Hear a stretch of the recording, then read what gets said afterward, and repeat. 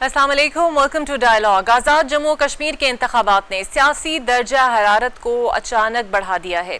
विफाक में एक साथ हुकूमत चलाने वाली जमातें आज कश्मीर के मैदान में एक दूसरे के मद्दे मुकाबिल खड़ी हैं।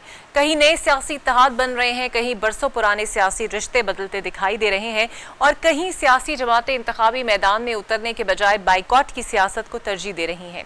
तहरीक इंसाफ ने आज़ाद कश्मीर के इंतखाबात के बाइकॉट का ऐलान करके एक नई बहस छेड़ दी है। सवाल ये है कि क्या ये कश्मीरी अवाम के सियासी हकूक के लिए असूली मौक़िफ़ है या फिर एक ऐसी हिकमत अमली जो बिलाखिर मुखालिफ जमातों के लिए मैदान मज़ीद आसान बना देगी।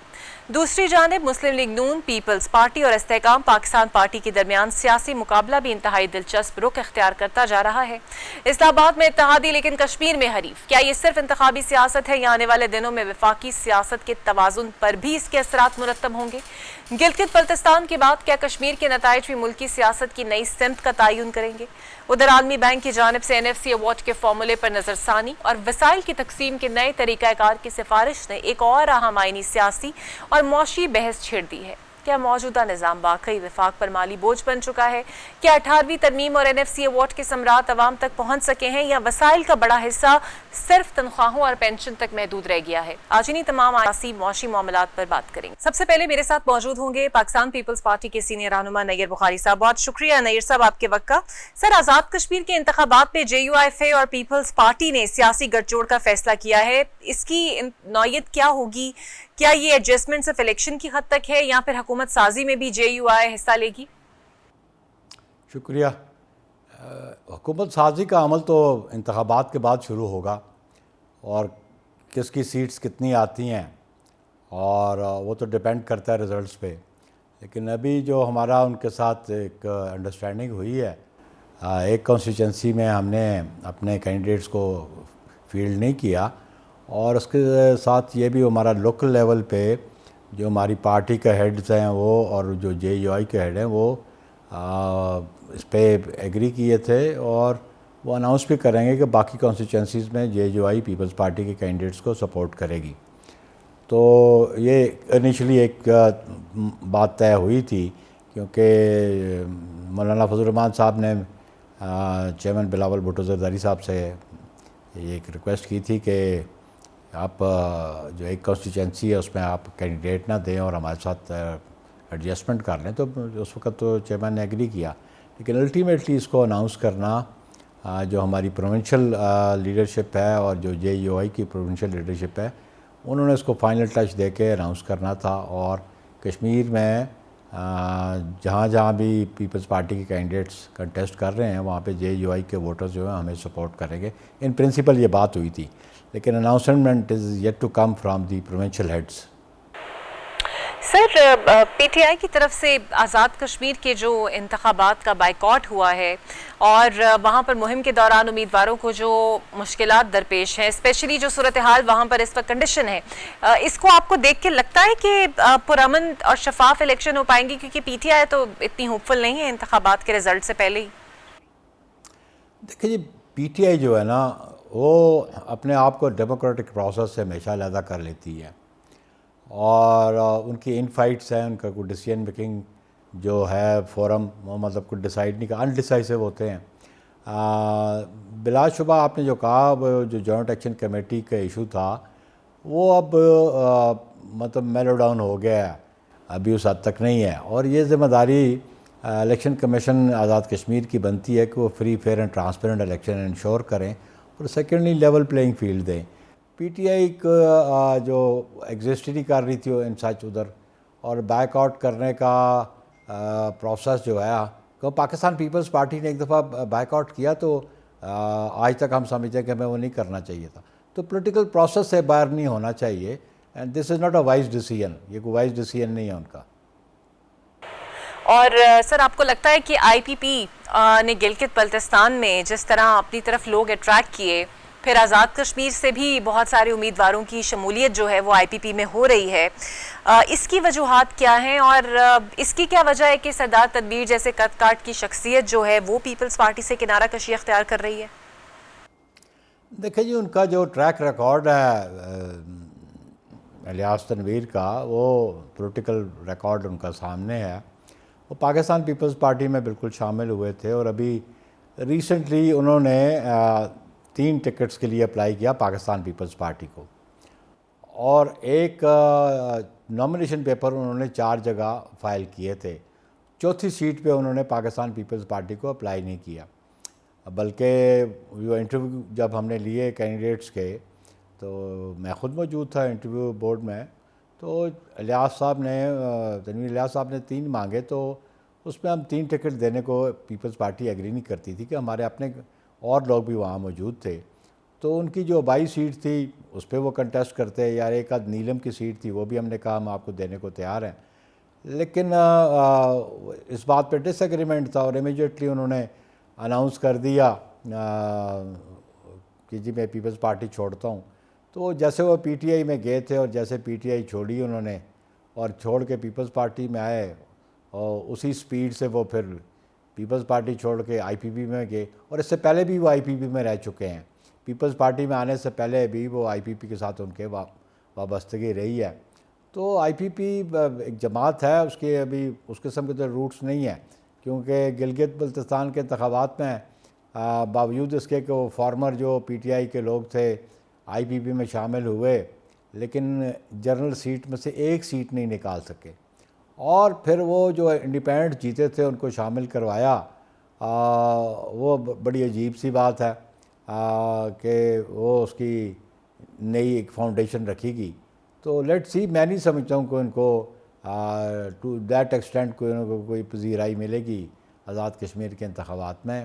تو لیٹس ہوپ اب لوگ جو ماسز ہیں کیسے رسپونڈ کرتے ہیں، پبلکلی ووٹرز کیسے رسپونڈ کرتے ہیں اس پارٹی جی اچھا نیر صاحب، تھوڑا سا این ایف سی ایوارڈ کی طرف آتے ہیں سر۔ ورلڈ بینک کہہ رہا ہے کہ آبادی کے تناسب کے لحاظ سے این ایف سی ایوارڈ کو ریوائز ہونا چاہیے، لیکن اور یہ بھی کہتا ہے کہ اس کا ایک بہت بڑا حصہ ترقیاتی کاموں کے بجائے صوبائی ملازمین کی تنخواہوں اور پینشن کی نظر ہو گیا، یعنی جو پیسے صحت اور تعلیم پہ لگنے چاہیے تھے۔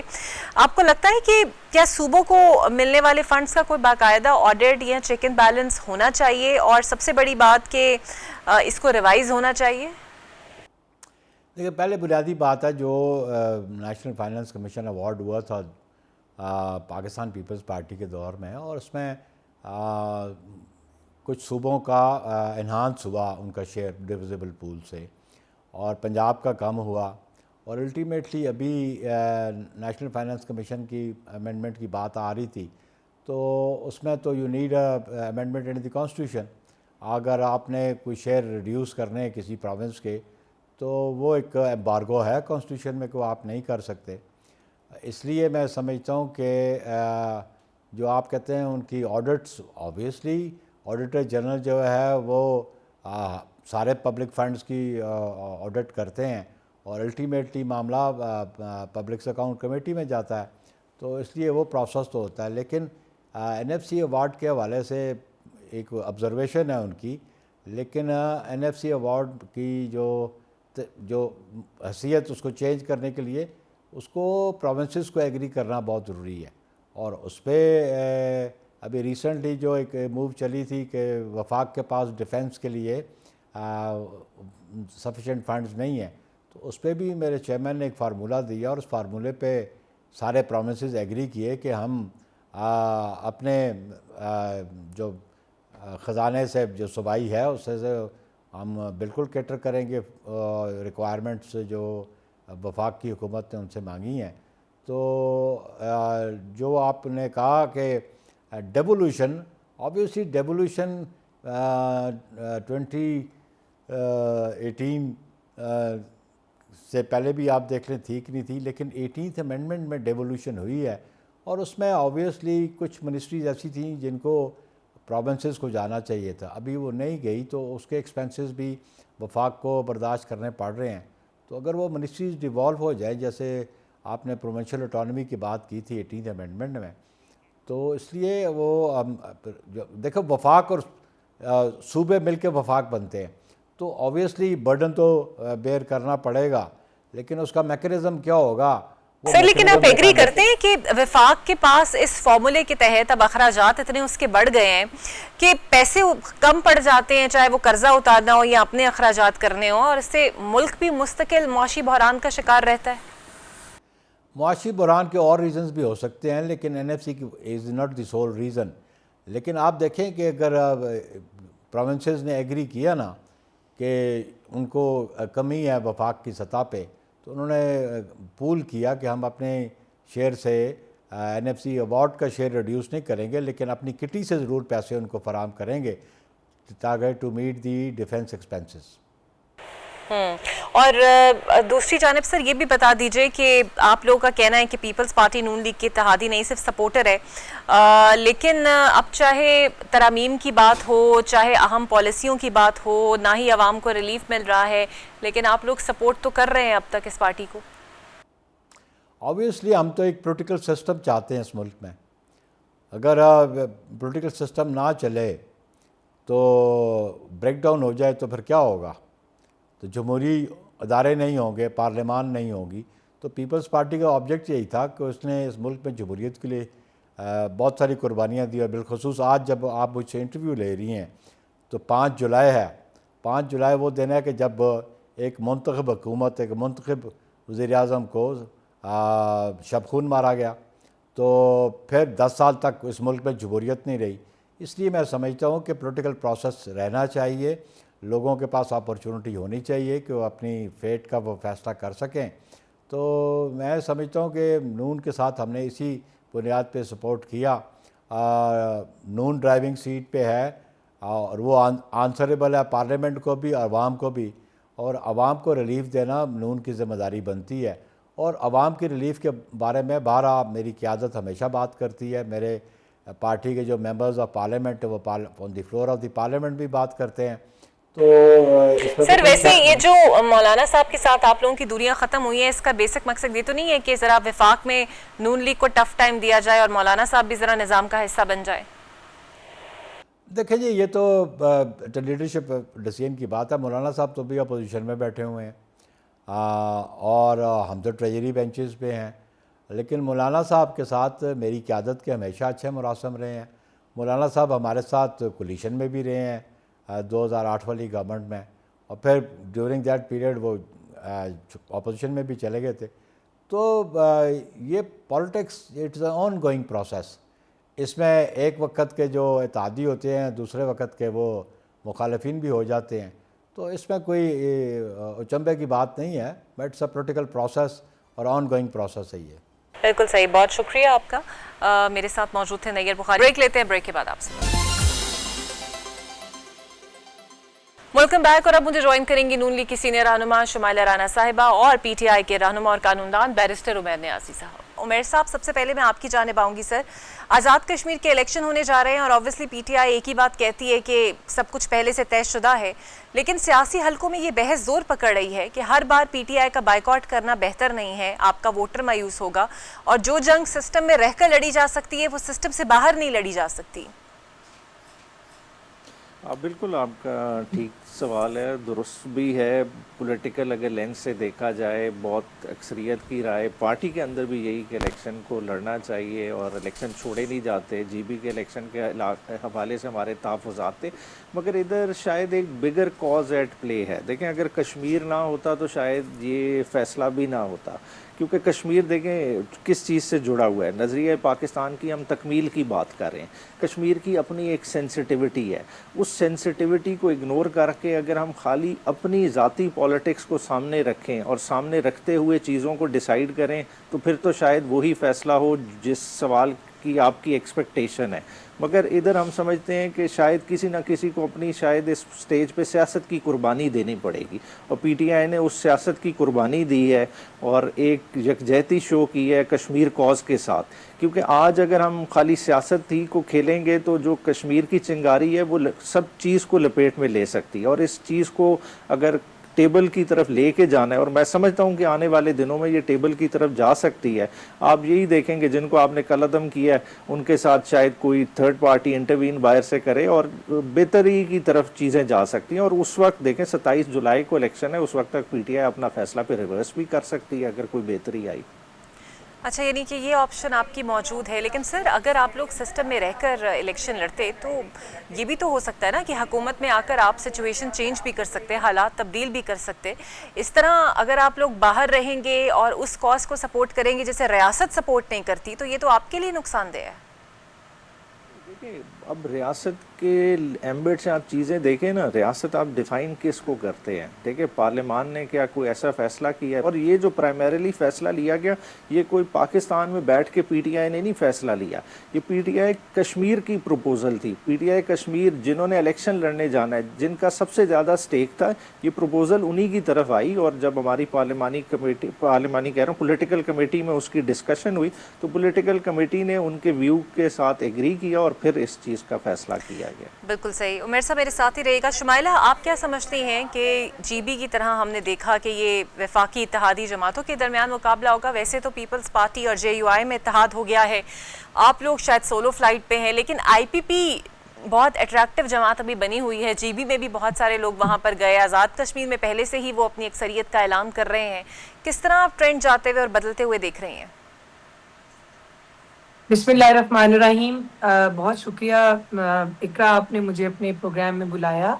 بات یہ ہے کہ دیکھیں جو بھی پولیٹیکل جماعتیں ہیں ان کو اپنی سٹرگل کرنی چاہیے، اور مسلسل جو جہد کا نام ہی سیاست ہے، اور سیاست کے اندر اتار چڑھاؤ آتے رہتے ہیں، اپس اینڈ ڈاؤن آتے ہیں. کل ہم کہاں تھے، آج ہم کہاں ہیں، اس سے پہلے ہم کہاں تھے. یہ کڑا وقت جو ہے، یہ ان کے اوپر اگر یہ سمجھتے ہیں تو یہ ان کی جو بانی جیل میں ہے تو یہ سمجھتے ہیں کہ ہمارا کڑا وقت ہے، تو اب ہم اس سے راہ فرار حاصل کریں. دیکھیں آپ کو تھوڑا سا میں ماضی کی طرف لے کر چلوں تو جب یہ ضمنی الیکشنز ہو رہے تھے تو اس وقت پہلے یہ فیصلہ ہوا کہ جی ہم الیکشن کا بائیکاٹ کر رہے ہیں. پھر انہوں نے جزوی بائیکاٹ کیا کہ جہاں پہ ان کو لگا کہ ہم اپنی مطلب شکست اگر ہمیں ہوگی تو وہاں پہ ہم اپنا امیدوار کھڑا نہیں کریں گے. لیکن جہاں پہ ان کو امید تھی کہ شاید عوام ان کو ووٹ دے دے، وہاں پر انہوں نے ایوب صاحب کی جو مسز ہیں، ان کی عمر ایوب صاحب کی مسز جو ہیں ان کو انہوں نے کر دیا. لاہور کے اندر انہوں نے اپنا امیدوار سامنے لے آئے. تو میں یہاں پہ یہ کہوں گی کہ دیکھیں یہ ان کی جماعت کا فیصلہ ہے، یہ اس پہ ہم کچھ نہیں کر سکتے. لیکن اگر یہ جماعت کے طور پر دیکھیں تو ان کو، سیاسی جماعت کے طور پر دیکھیں تو ان کو ابتدائی مرحلے میں اس میں انٹر ہونا چاہیے. اور اس میدان کو کسی کے لیے خالی کیوں یہ چھوڑیں، یہ اپنی لوگوں کے پاس تو جائے نا، تاکہ عوام کو معلوم ہو کہ یہ ہمارے پاس آئے تھے اور انہوں نے ہمارا اپنا جو ہے یہ ایجنڈا پیش کیا کہ ہم نے پاکستان کے لیے جو بھی خدمت انہوں نے کی ہے ان کو جانا چاہیے. اب رہی بات ہماری پاکستان مسلم لیگ نون کی، تو دیکھیں ہمارے پاس بہت سی ایسپیکٹس ہیں جن کے اوپر ہم بات کر سکتے ہیں، جس سے پورے پاکستان کو، صرف پنجاب کو نہیں، پورے پاکستان کے لیے جو ہے وہ ہم نے جو بہترین سڑکوں کا جو جال بچھایا، state of the art hospitals اور ایجوکیشن سسٹم، ہم نے وہ تمام چیزیں جو ایک وفاقی ٹھیک ہے. حکومت کر سکتی ہے ہم نے کیا. لیکن کشمیر کے جو حالات و واقعات ہیں وہ آپ کے سامنے ہیں. وہاں پہ لوکل اینڈ مہاجرین کی جنگ جو ہے وہ چل رہی ہے، اور اس وقت سٹنگ رولنگ پارٹی جو ہے وہ پیپلز پارٹی ہے وہاں پہ. میں یہ سمجھتی ہوں کہ مسلم لیگ نون نے بہت کڑے وقت میں، جب پرویزی آمریت کا دور تھا، تو اس وقت بھی ہم نے جو ہے وہ ضمنی الیکشن جو تھے اس سے کبھی اپنی اسٹیپ بیک نہیں ہوئے تھے. تو ابھی تو الحمدللہ حالات بہت بہتر ہیں اور ہم انشاءاللہ عوام کے پاس جائیں گے. ہم عوام کے وہ جہاں پاس پہ اپنی آپ نے سڑکوں خدمت کے کا سلے جال میں بچھایا، لیکن یہ تو آپ ہم ایگری کریں کہ مہنگائی بھی اپنی اس وقت پیک پر ہے، پیٹرول پرائسز اتنی کم بالکل نہیں دیکھیں جتنی ہو جانی بات یہ چاہیے. ہے. مجھے موقع دیجیے گا شمائلہ، میں آپ کے پاس واپس آؤں گی. عمیر صاحب، آپ کی جو درینہ اتحادی جماعت ہے مجلس وحدت المسلمین، اس کے سربراہ علامہ راجہ ناصر عباس صاحب بھی ملک سے باہر ہیں. کیا وہ پی ٹی آئی کے بائیکاٹ میں آپ لوگوں کا ساتھ دیں گے؟ آپ کو لگتا ہے ایسی امید ہے، یا پھر وہ بھی سولو فلائٹ کی طرف بڑھیں گے؟ یہ تو ہماری پولیٹیکل کمیٹی نے فیصلہ کیا ہے. یہ کوئی اتحادیوں کے ساتھ بیٹھ کے ان کی مشاورت سے نہیں ہوا. ظاہری بات ہے اتحادیوں تک یہ فیصلہ کنوے ہوگا. باقی اتحادیوں کی اپنی سیاست ہے، ظاہری بات ہے وہ ہم سے ڈس ایگری بھی کر سکتے ہیں. ان کی ایک اپنی ہے. اب وہ خود ایران میں ہے, ظاہری بات ہے آئیں گے واپس, ان کے ساتھ یہ چیزیں ڈسکس ہوں گی. آگے وہ کیا فیصلہ کرتے ہیں وہ انہوں نے اپنے جماعت کے لیول پہ خود فیصلہ کرنا ہے. اور آپ کے جے یو آئی میں مولانا کے ساتھ بھی کچھ تعلقات بہتر ہو رہے تھے, مگر اب وہ کشمیر میں پیپلز پارٹی کے ساتھ مل کر الیکشن لڑ رہے ہیں, تو کچھ مستقبل میں ہم دیکھیں کہ پی ٹی آئی کے ساتھ بھی کوئی نیچرل الائنس ہو سکتا ہے جس میں پیپلز پارٹی بھی شامل ہو آپ کے ساتھ؟ دیکھیں, میں سمجھتا ہوں کہ کشمیر والے اینگل کو ہم اپنی نیشنل پولیٹکس میں اس کو نہ ہی ڈسکس کریں تو بہتر ہے. دیکھیں, نیشنل ہماری پولیٹکس آلریڈی بڑی گمبھیر ہے, ہم 100 گربان ہیں, مگر جب کشمیر کی آتی ہے اس کی ایک ایکسٹرا لیئر سینسٹیوٹی کی ہے. اس کو ہم اپنی ذاتی دشمنی, اپنی پسند ناپسند کے حوالے سے نہیں کر سکتے, اپنی نہ لوکل الائنسز کو سامنے رکھ کے. اچھا شمائلہ, یہ بتائیے گا, جے یو آئی کے مولانا فضل الرحمان صاحب پاکستان پیپلز پارٹی کے ساتھ اتحاد کر چکے ہیں, آپ کو لگتا ہے یہ جو اتحاد ہے یہ نون لیگ کے لیے مشکل پیدا کر سکتا ہے؟ بڑا ہی غیر فطری اتحاد ہے, لیکن میں یہ سمجھتی ہوں کہ ایز اے ایک سیاسی طالبہ ہونے کے ناطے کسی کو بھی اختیار ہے, کسی بھی جماعت کو, کہ وہ کسی کے ساتھ الحاق کر کے الیکشن میں جا سکتے ہیں. لیکن میں یہاں پہ یہ سمجھتی ہوں کہ ہم نے اپنا الیکشن آزادانہ حیثیت میں اور خود مختار الیکشن جو ہے وہ لڑنا ہے. اور انشاءاللہ تعالی مجھے کبھی امید ہے کہ کشمیر کی عوام جو ہے وہ مسلم لیگ نون کو اس دفعہ ووٹ دے گی اور ہمارے پہ اعتماد کا اظہار کرے گی. اور اگر اللہ نے چاہا ہم نے اپنی حکومت وہاں پہ قائم کی تو ہم جیسے پاکستان میں کی بہتری کے لیے کام کر رہے ہیں, ہم وہاں بھی اپنا ڈیلیور کریں گے. اور وہ جو میں یہ سمجھتی ہوں کہ اگر عوام نے ہمیں ووٹ دیا تو ہم اپنی حکومت بنا کر اپنی پرفارمنس بیس پہ عوام کے دلوں میں جگہ بنائیں گے. اور اگر یہ کسی اور جماعت کے حصے میں آتی ہے تو جمہوریت کا تسلسل قائم رہنا چاہیے. میں سمجھتی ہوں کہ ہم پھر اپنی جو ہے ان کو تسلیم کریں گے, جیسے ہم نے گلگت بلتستان میں کیا. حالانکہ ہم وہاں پہ گورنمنٹ چاہتے تو ہم بنا سکتے تھے آزاد اراکین کو ساتھ ملا کے, لیکن ہم نے پیپلز پارٹی کے جو مینڈیٹ کو تسلیم کیا کہ وہ اکثریت میں ہیں. تو اسی طرح آپ لیٹ دا ڈیسائیڈ, آپ لوگوں کو ڈیسائیڈ کرنے دیں, عوام کو ڈیسائیڈ کرنے دیں, جس کو وہ اپنے لیے چناؤ کریں گی اور چناؤ کریں گے جو بہتر سمجھیں گے. اور میں یہ سمجھتی ہوں کہ اگر وہ آپ نے تو تسلیم کر لیا, چناؤ لیکن کرتے ہیں, پیپلز پارٹی کو تو اب بھی تحفظات ہیں ادھر کے ریزلٹس پہ, اور وہ اکثر بات بھی کر رہے ہیں. دیکھیں بات یہ ہے کہ یہ صرف پاکستان مسلم لیگ نون کی خوبی ہے کہ وہ اپنی جہاں پہ وہ جیتتے ہیں وہ جیت کو بھی تسلیم کرتے ہیں, جہاں ہارتے ہیں وہاں بھی تسلیم کرتے ہیں کہ ہم ہار گئے ہیں. اور یہ بہادری ہوتی ہے, یہ کمزوری نہیں ہے. یہاں پہ میں یہ آپ کو بتاتی چلوں کہ یہ طریقہ کہ جہاں پہ آپ جیت رہے ہیں وہاں تو الیکشن شفاف ہے, لیکن جہاں پہ آپ ہار جاتے ہیں آپ وہاں پہ کہتے ہیں کہ فارم 47 ہے, چاہے وہ پیپلز پارٹی ہو یا ہمارے تحریک انصاف کے لوگ ہوں. ٹھیک ہے, تو میں یہاں پہ یہ کہوں گی کہ اپنی ہار کو تسلیم کرنا سیکھیں, اسی میں ہی بڑا پن ہے. بالکل صحیح. اچھا عمیر صاحب, کل ایک میں دیکھ رہی تھی اون عباس پبی صاحب یہ کہہ رہے تھے کہ جنرل الیکشن کے بعد اور حال ہی میں گلگت بلتستان الیکشن کے بعد بھی پیپلز پارٹی نے پی ٹی آئی کو کہا تھا کہ آپ آئیں اور مل کر حکومت بناتے ہیں. ویسے ریئلسٹیکلی ریئل پولیٹکس کا تو تقاضا تھا کہ آپ اس پہ سوچتے, لیکن آبویسلی آپ لوگوں کا ایک سٹانس ہے, آپ لوگوں نے اس پر نہیں سوچا, اور وہ ساری سپیس جو آپ لوگ چھوڑتے جا رہے ہیں وہ غالباً آئی پی پی کے حصے میں آ رہی ہے. یہ کون سا جادو چل رہا ہے سر کہ آئی پی پی کی طرف اٹریکٹ ہونا لوگ شروع ہو گئے ہیں اچانک سے, اور پھر آزاد کشمیر میں بھی وہ بڑے پرعزم ہیں کہ اچھی خاصی میجورٹی لے سکتے ہیں؟ دیکھیں, کنگز پارٹی کا تو تصور ہر ادوار میں رہا ہے, اور ہر ادوار میں کسی نہ کسی صورت میں پروموٹ کیا جائے, چاہے پاس میں وہ کاف کی صورت میں ہو, اس سے پہلے آئی جے آئی کی صورت میں ہو, یہ رہتا ہے. مگر اس سے دیکھیں, اس سے اوور آل پولیٹکس میں کوئی فرق نہیں آتا. بنیادی طور پہ ریئل جو پولیٹیکل فورسز ہوتی ہیں وہ گراؤنڈ پہ رہتی ہیں, خالی گورنمنٹ بنانے سے فرق نہیں پڑتا. بات ہے کہ ادھر کیا ہو رہی ہے. دیکھیں, فری اینڈ فیئر الیکشن نہ ہو تو اس الیکشن کی ویلیو کیا رہتی ہے. مطلب ایک اوور آل الیکشن کس طرح کا الیکشن ہو رہا ہے کہ کسی بھی الیکشن, آج کشمیر تک پاکستان تحریک انصاف پہنچ گئی ہے مگر آج تک وہ سمبل والا ایشو جو ہے نا نہیں ریزالو ہو پا رہا. ہر جگہ پہ سمبل ڈینائی کیا جا رہا ہے. جب اس طرح کی کیفیت ہو, آزاد لڑایا جائے پی ٹی آئی کو, پھر ان کے امیدواروں پہ پوری کوشش کر کے کچھ کو بٹھایا جائے, جو جیت جائیں ان کو توڑا جائے, تو یہ کس قسم کی جمہوریت ہے؟ بات ہے یہ تو ایک آئی واش ہے. آپ کہیں کہ یہ جمہوریت کا تسلسل ہے, اس طرح کا تسلسل تو پھر جو ہے نا پورے جہاز کو جس طرف لے کے جا رہا ہے وہ پھر سب کو نظر آ رہا ہے. بالکل صحیح. شمائلہ, اب ورلڈ بینک کی رپورٹ آئی ہے اور پاکستان سے اس نے مطالبہ کیا ہے کہ وسائل کی تقسیم آبادی کے لحاظ سے ہونی چاہیے, یعنی کہ این ایف سی کو ریوائز ہونا چاہیے. کیا حکومت ورلڈ بینک کی اس رپورٹ کو جواز بنا کر سوچتی ہے کہ این ایف سی کے اندر اب کچھ چینجز ہونی چاہیے, یا وہ اپنے اتحادیوں سے بات کرے گی اس پر؟ دیکھیں, ہم نے ماضی میں بھی اس کے اوپر جب بات کی تھی تو پیپلز پارٹی کی جو قیادت ہے انہوں نے تھوڑا سا خفگی کا اظہار کیا تھا کہ شاید اس صوبے کا شیئر کم کرنے کے لیے جا رہے ہیں. میں یہاں پہ یہ بتانا چاہتی ہوں کہ این ایف سی جو 18ویں ترمیم کے بعد صوبوں کو جب اختیارات حاصل ہوئے تو وفاق کے پاس تو کچھ بھی نہیں رہا. ابھی ریسنٹ آپ نے مثال دیکھی کہ 129 ارب کی سبسڈی دی تو اس کے بعد وفاق خالی ہو گیا تھا. ہمارے پاس ٹارگیٹڈ سبسڈی کے علاوہ اور کوئی چارہ نہیں تھا, اور پھر ہم نے ان کو کہا کہ بھائی آپ لوگ صوبوں کے جو معاملات ہیں ان کو بھی آپ جس طرح سے مینج کر رہے ہیں آپ اس میں شیئر وفاق کو بھی دیں.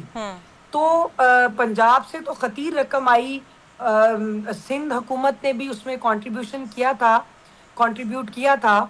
اور دوسری بات یہ ہے کہ یہاں پہ اگر این ایف سی ایوارڈ میں کسی صوبے کی آبادی اور وسائل اور اس کے مطابق اگر اور جو صوبہ سب سے زیادہ ریونیو کلیکٹ کرتا ہے اس کی تقسیم کے مطابق اگر این ایف سی ایوارڈ دیں تو یہ انصاف ہوگا. ٹھیک ہے. مگر یہاں پہ بات وہ آ گئی کہ یہ بھی افہام و تفہیم کے ساتھ ہی مسئلہ حل ہوگا. یہ کسی کی ذاتی رائے یا خواہش کے اوپر مبنی نہیں ہے, یہ عوام کے پبلک ایٹ لارج کے جو ان عوام کو کے بھلائی کے لیے اور ان کی آسانی کے لیے جو کام ہوگا وہ ہم اپنی اتحادی جماعتوں کے سامنے مقدمہ رکھیں گے اور ہم ان کے ساتھ مل کر اس ایشو کو سالو کریں گے. عمیر صاحب بالکل صحیح, میرے ساتھ ہی رہے گا شمائلہ. بالکل ٹھیک. عمیر صاحب, آپ تحریک انصاف اس حوالے سے کیا سوچتی ہے؟ این ایف سی کو ریوائز ہونا چاہیے جس طریقے سے ورلڈ بینک کہہ رہا ہے؟ این ایف سی کا جس طرح سے آپ حوالہ دے رہی تھی, این ایف سی بنیادی طور پہ دیکھیں ٹیکس ڈسٹریبیوشن کا ایک ری ڈسٹریبیوشن کا میکنزم ہے کہ جو کلیکٹڈ ہے وہ کس طرح سے ڈیوائیڈ ہونا ہے, مگر اس کو ہم نے اس کی خود ہی نفی کر دی ہے. پچھلے 2 بجٹس اٹھا کے دیکھ لیں, وفاق آلریڈی 1800 جو ارب ہے وہ آلریڈی وصول کر رہا ہے صوبوں سے سرپلس کی بنیاد پہ, کہ جو صوبے سرپلس بجٹ سرنڈر کر رہے ہیں. اس کے علاوہ اب اس دفعہ ایگری کیا ہے 1200 ارب جو آپ نے گرانٹس کی مد میں صوبوں سے لینا ہے, تو 3000 ارب تو آلریڈی وفاق لے رہا ہے. اب اس سے زیادہ اور کیا صوبوں سے وصول کرنا ہے؟ بات ہے کہ اس وقت سوچ یہ ہونی چاہیے کہ اپنے پائے کو بڑا کیسے کرنا ہے, ٹیکس بیس کیسے بڑھانی ہے. ہم کیا کر رہے ہیں کہ وہی چیز ہے, آپس میں ایک دوسرے کھینچ تان رہے ہیں, چھوٹے بڑے والی لڑائی میں پڑ رہے ہیں. اس سے پڑھنے کے بجائے ایک سوچیں, اسٹرکچرل ریفارمز لائیں. ایف بی آر اس طرح سے نہیں چل سکتا جس طرح سے ایف بی آر چل رہا ہے کہ ود ہولڈنگ لگا کے آپ بس بیٹھے بٹھائے سارے ٹیکس کلیکٹ کر رہے ہیں. جو لوگ ٹیکس نیٹ میں نہیں ہیں انہیں آپ کو ٹیکس نیٹ میں لانا پڑے گا. آپ کی معیشت ابھی اس سے بڑی ہے. جو لوگ نہیں ہیں ان کو سرکل میں لائیں, ان کو ٹیکس کریں. جب ٹیکس بیس بڑھ جائے گی تو پھر جیسا بھی این ایف سی کا فارمولا ہوگا وہ تمام صوبوں کے لیے ورک کرے گا. مگر جب کسی کے پاس پیسے ہی نہیں ہوں گے, آپ کہیں کہ وفاق کے چلانے کے لیے ہم صوبوں کے ڈیولپمنٹ بجٹس پہ کٹ لگائیں, تو یہ صوبوں کو بھی قابل قبول نہیں ہوگا. اس سے اور زیادہ کمپلیکیشنز بنیں گی اور آنے والے دنوں میں مسائل بڑھیں گے. اس سے پہلے کہ میں عمیر صاحب شمائلہ کی جانب جاؤں, یہ بھی بتا دیں کہ بانی کی غیر موجودگی میں یہ جو سارے فیصلے علیمہ خان صاحبہ کر رہی ہیں, یہاں تک کہ حکومت آفر آپ کو دے رہی تھی ایک بہن کی ملاقات کرا دے, لیکن اس کو انہوں نے ویٹو کر دیا, نہیں ہوئی. آپ کو نہیں لگتا کہ ایسے فیصلوں سے آپ کی کارکردگی اور قیادت میں بدگمانی سی پیدا ہو رہی ہے؟ اگر ایک ملاقات ہو جاتی کسی ایک بہن کی تو وہ قابل قبول نہیں تھا؟ ایٹ لیسٹ پتہ تو چلتا کہ خان صاحب اور ان کی اہلیہ جو ہیں کس طریقے سے جیل میں اپنی زندگی گزار رہے ہیں.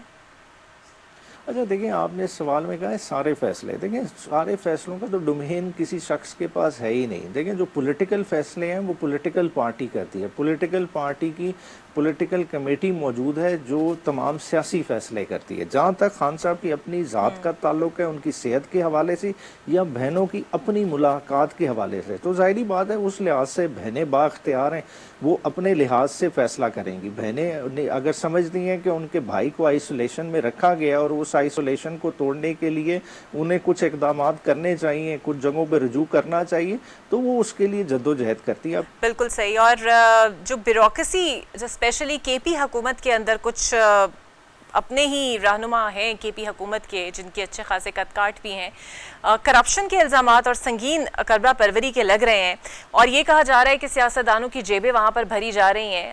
تحریک انصاف تو ہمیشہ کرپشن کے خلاف کے بیانیے پہ کھڑی رہی ہے, تو جب اپنے ہی صوبے میں ایسی شکایات ہوں تو پھر اس پر کیا کیا جائے؟ کرپشن جہاں بھی ہو اس کا نہ کسی کو دفاع کرنا چاہیے نہ وہ ٹالریٹ ہونی چاہیے. دیکھیں کرپشن نے آپ کے ملک کو کھوکھلا کر دیا ہے بنیادی طور پہ. دیکھیں یہ ہر جگہ پہ ہے پریویلنٹ. آپ کہہ رہے ہیں کے پی کہیں ہے, بالکل 100% وفاق کے پاس نیب کا ادارہ ہے, اس کو استعمال کرے, اس کو انکوائر کرا لیں. ہم آج اس کے لیے والنٹیئر کرتے ہیں, مگر دیکھیں ہر جگہ پہ اس چیز کو دیکھیں, ان ساری چیزوں کو دیکھنے والی بات ہے. دیکھیں ہم جب تک ان چیزوں کو نہیں دیکھیں گے نئی معاملات حل ہوں گے. ہم آج تک آئی پی پیز کی انکوائری کرانے کو تیار نہیں ہیں. جو اس دور میں چلیں سیف الرحمان صاحب نے سٹارٹ کیا تھا اسی چیز کو مکمل کر لیں. ہبکو کی ٹرانزیکشنز آج بھی آن ریکارڈ ہیں, کس کس سیاستدان کے اکاؤنٹ میں پیسے گئے ہوئے ہیں پکڑیں, آپ کو سب کچھ سامنے آ جائے گا. آج سب سے بڑا آپ کا مسئلہ ہی کرپشن سے بڑا کیا ہے, جو آئی پی پیز کا سیکولر ڈیٹ بن گیا آئی پی پیز کی وجہ سے, جو کیپیسٹی پیمنٹس دے رہے ہیں ان میں کون حصے دار ہیں, کس نے اس ملک کی عوام کو جو ہے نا اس طرح سے جو ہے نا اس کی تذلیل کر دیا, اس کو اتنا نیچے لے گئے. تو اس پہ تو کرنا پڑے گا, اس پہ اکراس دا بورڈ آپ کی اکاؤنٹیبلٹی کی ملک کو ضرورت ہے, اور اکاؤنٹیبلٹی کی راہ میں نہیں سمجھتا کوئی بھی پولیٹیکل ذہن والا آدمی آڑے آئے گا. بہت شکریہ بیرسٹر عمر صاحب, نون لیگ سے شمال رائنا میرے ساتھ موجود تھی. ایک بریک لیتے ہیں, بریک کے بعد آپ سے ویلکم بیک. یہ تو ہم جانتے ہیں کہ پاکستان کی سفارتی پوزیشن اور خطے میں پاکستان کی پوزیشن خاصی مستحکم ہے, کیونکہ پاکستان نے ایک ایسی جنگ کو رکوایا جس سے پوری دنیا اپنی لپیٹ میں آ سکتی تھی. لیکن کہیں نہ کہیں آج بھی معاشی طور پر ہم پیچھے ہیں, اور گلوبلی معاشی اپرچونٹیز کو ہم کس طرح اویل کر سکتے ہیں, اور اسپیشلی جب ہم بات کرتے ہیں چین کے ساتھ اپنے تعلقات کو اور خطے میں دوسرے ممالک کے ساتھ تعلقات کو, تو کون سے اہم معاشی چیلنجز ہیں جس سے نمٹنا ہوگا, اسی پر ہم بات کریں گے. مجھے جوائن کریں گے اکنامک ایکسپرٹ ہیں اور گہری نظر رکھتے ہیں سی پیک کے معاملات پر بھی, عامر علی صاحب. بہت شکریہ سر آپ کے وقت کا. سر, پاکستان نے اپنی سفارتی سطح پر اسٹریٹجک پوزیشن خاصی مضبوط کر لی ہے. موجودہ تجارتی عالمی منظرنامہ جو ہے, آپ کے خیال میں ریجنل اکنامک انٹیگریشن کے ذریعے ہم کس طرح اپرچونٹی سے فائدہ اٹھا سکتے ہیں؟ جی بہت شکریہ. جو آپ نے پہلے ورڈ یوز کیا ہے وہ بالکل ٹھیک ہے. سب سے پہلے ہماری اسٹریٹجیکل پوزیشن ہے جو کہ بہت الحمدللہ 1 سال سے بہت بہتر ہوئی ہے, گراف بہت بہتر ہوا ہے, اور اس کا ایک بڑا پازیٹیو امپیکٹ اکانومی پہ آ رہا تھا. لیکن اگر یہ گلف وار نہ شروع ہوتی تو ہم اپنے بہت سارے ٹارگیٹس کو ہیڈ میٹ کر رہے تھے. یہ گلف وار کی وجہ سے تھوڑے سے کرائسس آئے ہیں, کچھ پرابلمس آئی ہیں definitely, but CPEC on the other hand جو ایک اس کا ایک ریجنل جو میٹر تھا کہ ہم آج بھی پارشلی اس سے سفر تو کر رہے ہیں کہ ہمارے ہمسایہ میں مشرق اور مغرب دونوں جگہ پہ وہ قوتیں بیٹھی ہیں جو کسی بھی طریقے سے سی پیک کو ڈی اسٹیبلائز کرنا چاہ رہی ہیں. when they are not in favor of the BRI Belt and Road Initiative, CPEC تو اس کا ایک فلیگ شپ پروجیکٹ ہے.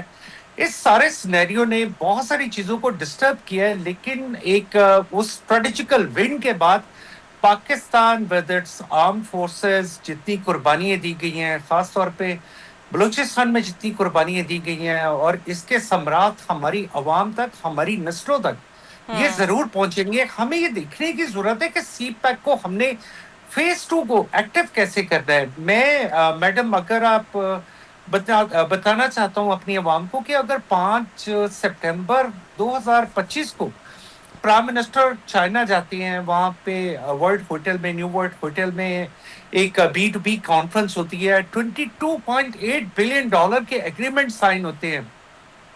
پھر مئی کے دوسرے ہفتے میں ایک ایگریمنٹ لاہور میں ایک بی ٹو بی کانفرنس ہوتی ہے, $12 بلین مور کے ایگریمنٹ سائن ہوتے ہیں. پھر ہمارے پرائم منسٹر دوبارہ جاتے ہیں چائنا, and on May 24 हंगझो में 7.8 बिलियन, हमें ये इन जो एग्रीमेंट्स को हमने साइन किया है ना, इसको हमने सिग्नेचर नहीं रहने देना, ठीक है। या मेमोरेंडम ऑफ अंडरस्टैंडिंग नहीं है, we need to prove it to be executed. अच्छा सर, अब चूंकि एक तो प्रॉब्लम ये है कि पाकिस्तान में तवानाई बहरान भी है, बिजली बहुत महंगी है, IPPs का इशू है। दूसरा ये कि पाकिस्तान उन ममालिक में शामिल है जो क्लाइमेट चेंज के हवाले से सबसे ज़्यादा मुतासरा है, एक चैलेंज है जिसे हमें निमटना पड़ रहा है। क्लाइमेट चेंज के हवाले से और स्पेशली तवानाई बहरान को लेके पाकिस्तानी मईशत के जो चैलेंजेस हैं उस पर हम कैसे ओवरकम कर सकते हैं? जी, आपका बड़ा रेलेवेंट क्वेश्चन है कि मैं इसका एक रेलेवेंट रिप्लाई भी देता हूँ। देखिए, बिल्कुल क्राइसिस हैं आपकी इलेक्ट्रिसिटी के क्राइसिस, IPPs के क्राइसिस तो इंटरनेशनली बहुत ही सवेयर थे जी, ये तो चल रहे हैं, ठीक है। IPP के क्राइसिस को अगर कवर करना है तो ये तो गवर्नमेंट को इन तमाम क्राइसिस को रिविजिट करना पड़ेगा। ये तमाम एग्रीमेंट कब से साइन हुए थे, इसके बेनिफिशियरी कौन है और वो बेनिफिशियरी किस किस जमात से हैं, और आज भी क्या वो हमारे दरमियान में मौजूद हैं। नंबर 1 देखिए, लेकिन अगर आप CPEC से रिलेट करते हैं तो CPEC ने 8,300 मेगावाट के हाइड्रो पावर प्रोजेक्ट मुकम्मल किए हैं, जिसका मतलब है कि the power is with in the bracket of 3 Saint, 4 Saint, 5 cents per what, ठीक है। उसके मुताबिक अगर आप देखें तो it is a huge change. आपकी पावर अगर 3, 4, 5 सेंट पर वॉट आपकी प्रोडक्शन है, आप 6-7 सेंट में अगर प्रोडक्शन दे रहे हैं तो it means that your industry is very much viable. और under the CPEC 8,300 megawatt projects have been completed. And lastly, you have discussed one matter. It is called this all weather change and the climate change. So China have arranged one meeting. It was on 3rd of July. I mean, it was on the day before yesterday, I think. So it was related to the resilience for the climate change. And globally, there were about 300 different delegates who participated in it. And luckily, I was one of that. But I was there not by person, but virtually. So that was also related to this, like how we can compete with this, or how we can resist with this natural disaster or इस phenomena को। अगर ये एक चीज है कि जो कि नेचर से आती है, एटलीस्ट हम नेचर को रोक तो नहीं सकते, स्ट्रैटेजी लेकिन बना हम के उस कंट्रोल पे कर सकते resilience कर हैं। सकते हैं। बिल्कुल बिल्कुल, और ये रेजिलियंस तभी आएगी जब लॉन्ग टर्म पॉलिसीज हमारी हों। बहुत शुक्रिया साहब for a very profound analysis.